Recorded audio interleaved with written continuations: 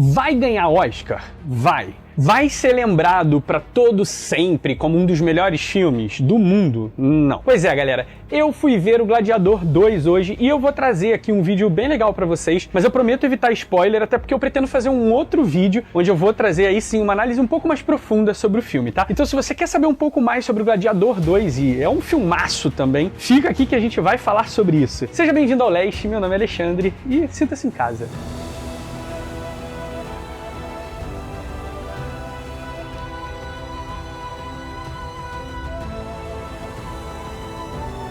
Galera, como a ideia da Terra Leste é ser o grande canal medieval aqui da internet de entretenimento, então eu vou estar sempre trazendo para vocês aqui análises de filmes, de séries, de jogos, tudo que envolver assim essa questão medieval e épica, né? Que a gente sabe que o Gladiador precede a época medieval, mas essa coisa toda épica da indústria do entretenimento, eu vou estar sempre trazendo para vocês aqui, tá? O foco do canal é a gente sempre tentar analisar de uma forma um pouco mais, digamos que profunda, do dia a dia, sabe? Coisas que a gente possa fazer analogia à nossa vida, coisas que a gente possa trazer assim de nuances mais legais e leves pra gente poder estar debatendo, tá bom? Então, antes de começar um pouco essa análise do Gladiador 2, eu queria trazer um pouco mais sobre o Gladiador 1, né? O Gladiador, o grande filme. É do ano de 2000, tá, gente? Então já tem 24 anos. Pode parecer que foi logo ali pra alguns, né? Mas outros aí que estão assistindo provavelmente não eram nem nascidos. E, gente, assim, ó, eu posso dizer que o Gladiador foi um dos melhores filmes que eu assisti, sem dúvida. Ele trouxe, primeiro, efeitos visuais incríveis para a época, e se você pegar para assistir ele hoje em dia, você vai achar ele extremamente atual. Os efeitos são muito bons e genial. Esse filme que é do diretor Ridley Scott, que é o mesmo diretor do Gladiador 2, ele foi indicado, gente, a 12 Oscars e venceu 5 Oscars. É um dos filmes que mais tem Oscar na história, né? E principalmente em relação a indicações.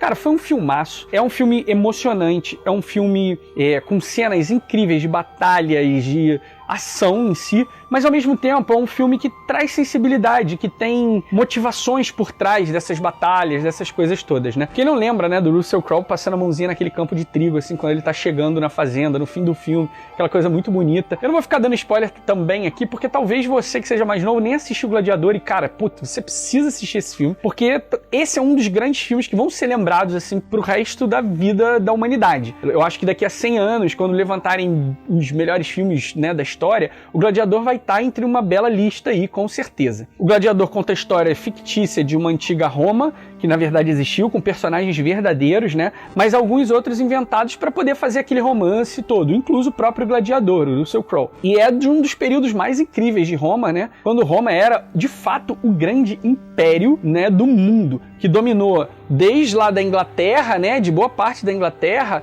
até ali uma parte central da Europa, chegando à Alemanha e tudo mais, para baixo também, o norte da África todo ali. Então, cara, o Império Romano era realmente algo bizarramente grande, tá?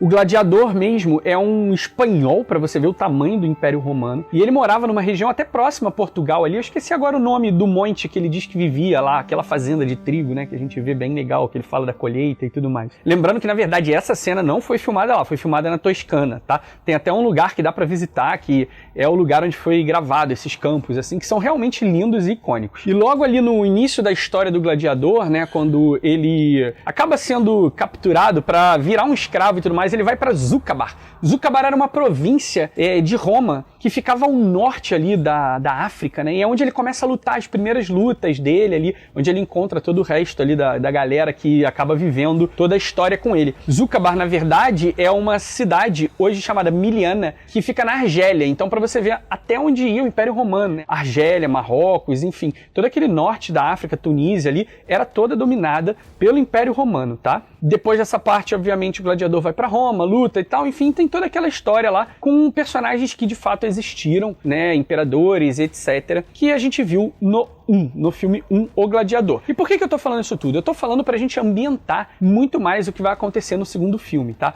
O segundo filme, ele tem alguns personagens que viveram no primeiro filme, e ele se passa também 16 anos depois daquela história ali que a gente viu, né, do Gladiador do primeiro filme, tá? Então não é tão distante, então por isso alguns personagens ali estão vivos, ainda participam da história. Pra começar a falar do Gladiador 2, o que eu pude ver é que esse Gladiador, o 2 no caso, por tá sendo feito agora, hoje em dia, eu acho que usufruíram muito mais, assim, de efeitos especiais, né? Você nitidamente vê que toda a parte de figurino e tudo mais, que já era muito rica no primeiro, tá mais rica ainda no segundo, né? E isso também por quê? Porque a gente tem hoje telas com uma qualidade muito melhor do que de 24 anos atrás. Então você vê mais cores mais vívidas, sabe? A coisa do ouro, a coisa do metal, enfim. Tá muito bem explorado isso no filme. Eu tenho certeza que vai concorrer a muitos Oscars, tá? Principalmente Oscars técnicos, etc. Não é um filme que me comoveu como o primeiro, que eu acabo chorando, emocionado, que eu acabo querendo olhar pro lado para falar com as pessoas sobre aquela emoção sentida,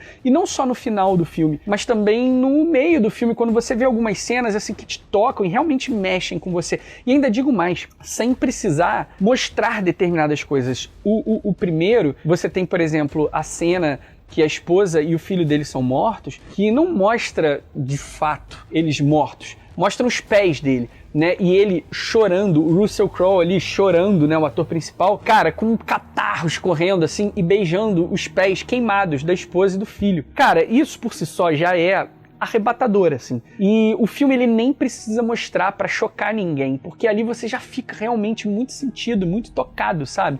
De tão sensível que a cena é. Coisas que eu senti que no segundo filme, o Ridley Scott, talvez por um momento que a gente viva hoje, né? Dessa coisa do gore, né? O gore é aquela questão de você mostrar violência explícita. Isso eu aprendi com meu amigo Eric, hein? Já mando um abraço aqui pra ele. Enfim, essa violência explícita hoje, como eu falo em vários outros vídeos aqui do canal, acaba engajando um pouco mais, sabe? As pessoas prestam mais atenção, chocam mais, né? E o cinema hoje tá muito carregado desse tipo de coisa. Isso eu acho que aparece bem mais no segundo do que no primeiro. O primeiro, apesar das mortes, das coisas até que tem pesadas também, eu acho que o segundo abusa um pouco mais disso, sabe? E também questão dos efeitos especiais e etc. Se isso é acertado ou não, gente, não cabe a mim decidir. Eu sou uma pessoa que acho que às vezes a violência pode ser mostrada de uma outra maneira, né? Como, por exemplo, essa cena que eu falei aí do primeiro filme, que o Russell Crowe acaba beijando ali os pés do filho e da esposa sem de fato ter que mostrar pra gente entender, sabe? Às vezes essa só nuance assim, eu acho que às vezes toca mais, sabe? Porque mexe até com o imaginário do telespectador de como é que seria aquela cena. Tirando essas coisas de violência, outra coisa que eu pude notar bem é esse uso também de tecnologia, né? A coisa do efeito especial, onde o filme, em algumas cenas, pra mim, parece um pouco fantasioso, sabe? Ele não traz um ar de realidade como o primeiro trouxe. O primeiro não tem uma cena que você fala assim, isso aí é uma mentirada, sabe? O segundo, ele tem uma ou outra cena que você fala assim, muito efeito, sabe? Tipo, efeitos desnecessários, porque não alteram a história, não alteram... Então, assim, ficou um pouco, sei lá, sabe? Coisa que não precisava, porque o Gladiador, por mais que seja uma ficção, é um filme que tenta contar uma história real, né? Uma história factível de ter sido acontecida lá naquela época, óbvio, com toda a sua história, a sua fantasia dentro da narrativa. Mas não a fantasia de um mundo que... sabe? Para aquela época, algumas coisas ali que apareceram, a mim me incomodaram um pouco. Isso torna o filme ruim? De jeito nenhum. O filme é incrível, o filme é maravilhoso, foi o que eu falei. Vai ganhar o Oscar pra caramba. É um filme muito maneiro, sabe? Vale muito a pena ser assistido, vale muito a pena ir no cinema assistir. São coisas que a gente não faz há muito tempo, por causa da pandemia e depois também por causa dos streamings, enfim, a gente acaba ficando esperando em casa. Mas é um programa muito legal e que vale muito a pena ser feito, tá? E pra fechar de fato mesmo, essa questão de faltar um pouco dessa história que o Gladiador 1 traz pra gente, esse envolvimento que faz com que você, sabe, de fato se emocione, que às vezes conte o crescimento da história do personagem, porque ele às vezes tinha a ação A e depois ele acabou resolvendo fazer a ação B, que é contrária a essa A, mas por que ele resolveu fazer isso, sabe? O que aconteceu com ele nessa história para que ele mudasse assim? Às vezes, no filme do Gladiador 2, eu achei esse arco muito rapidinho, sabe? E muito sem, de fato, concretizar as mudanças desses personagens em si, sabe? Uma coisa muito, assim, de estalar de dedo, sabe? E eu acho que no primeiro é muito mais bem feito essa narrativa do que no segundo. Por esses motivos que eu acabei de falar pra vocês aqui, eu não acho que o Gladiador 2 vai ser um filme que vai estar sempre lembrado na história do cinema como um dos melhores filmes do mundo, diferente do Gladiador 1, que eu acho que usa-se dos efeitos especiais muito bem, porque tem que transformar Roma naquela Roma de antigamente, pela narrativa dos personagens, que faz com que você entenda exatamente o que eles estão sentindo e o que fizeram levar eles da atitude A até a atitude B, e por ter, de fato, assim, se utilizado dos efeitos especiais sem ser de uma forma muito abusiva, sabe?